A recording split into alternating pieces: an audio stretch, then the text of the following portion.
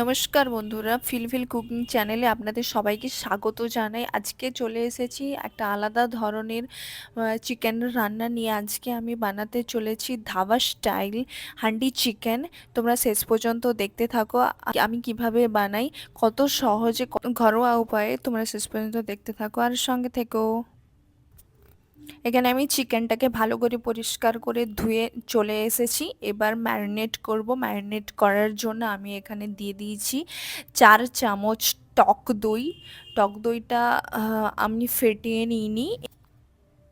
এবার দিয়ে দিচ্ছি 1 চামচ জিরা গুঁড়ি, 1 চামচ ধনে গুঁড়ো, কাশ্মীরি লঙ্কার গুঁড়ো, 1 চামচ হলদি গুঁড়ো আর এমনি লঙ্কার গুঁড়ো।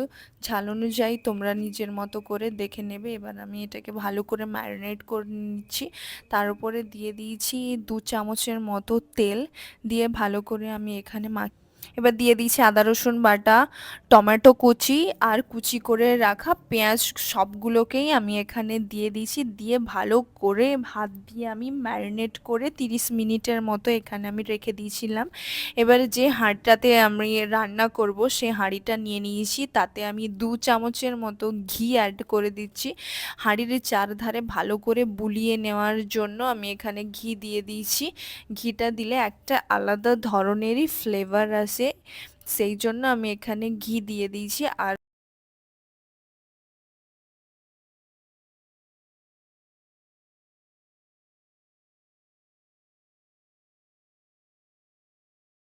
এইবার হাঁড়িটা আমি বসে নিয়েছি। হালকা একটু যখন তাপ আসবে তারপরে আমি দিয়ে দিয়েছি তেল।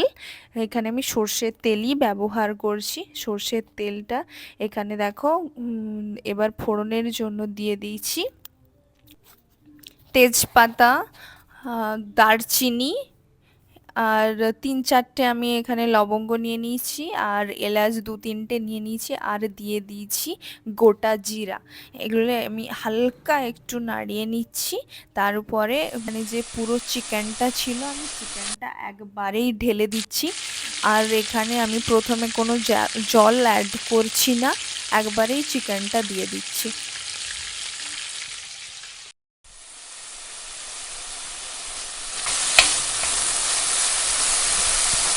চিকেনটা আমি এখানে 5 থেকে 7 মিনিট একটু কষিয়ে নিচ্ছিলাম। এই কষতে কষতে যেহেতু আমার চিকেনের মধ্যে দই দেওয়া আছে, সেই জন্য দেখবে এখান থেকে কিছুটা পরিমাণ জল ছেড়ে বেরোবে।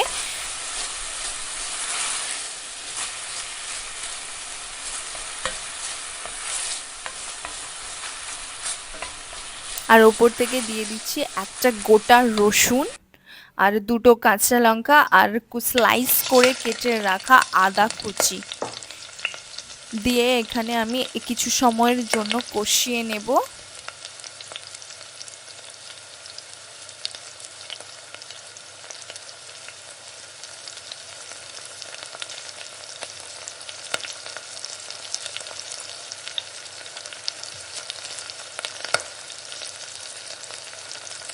আমার কষানো প্রায় হয়ে গেছে, আর তোমরা দেখতেই পাচ্ছ কতটা পরিমাণে জল বেরিয়েছে।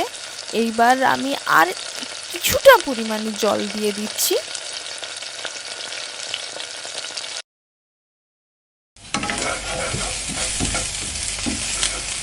এখানে আমি মশলা ধোয়া জলটাই ব্যবহার করছি, ব্যাস এতটাই জল দিয়েছি, আর জল দেব না। এবার এটাকে একটু নাড়িয়ে নিচ্ছি।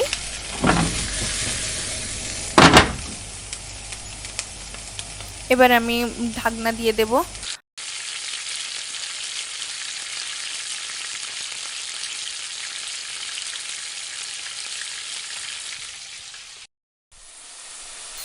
এখানে কিছুটা আটা আমি ডো বানিয়ে রেখে দিয়েছিলাম, তো সেই আটাটা দিয়ে আমি চারপাশটা ভালো করে সিল করে দিচ্ছি, যাতে একদমও ওটা থেকে বাষ্প না বেরায়। দেখো এইভাবে চারিদিকটা ভালো করে মুখটা সিল করে দিচ্ছি।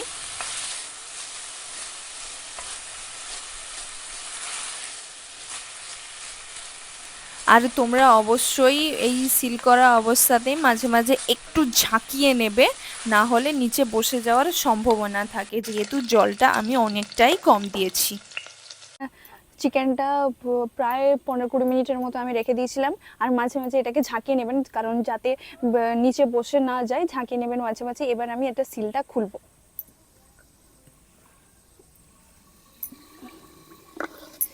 গরম, খুলে গেল। আমার চিকেনটা দেখো প্রায় রেডি হয়ে গেছে, আর জলটাও একদম কমে গেছে। এবার আমি নামিয়ে নিচ্ছি। একদম সিদ্ধ হয়ে গেছে, আর রসাটাও দেখেছো।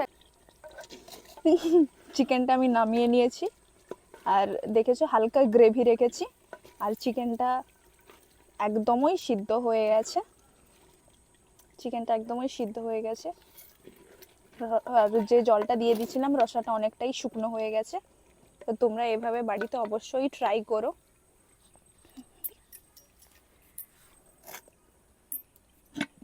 আপনাদের যদি ধাবা স্টাইল হান্ডি চিকেন ভালো লেগে থাকে, আপনারা অবশ্যই বাড়িতে ট্রাই করবেন। আর আমার ভিডিওটা যদি ভালো লেগে থাকে, তাহলে ভিডিওটা লাইক করবেন আর কমেন্ট করে জানাবেন যে আপনাদের ভিডিওটা কেমন লেগেছে।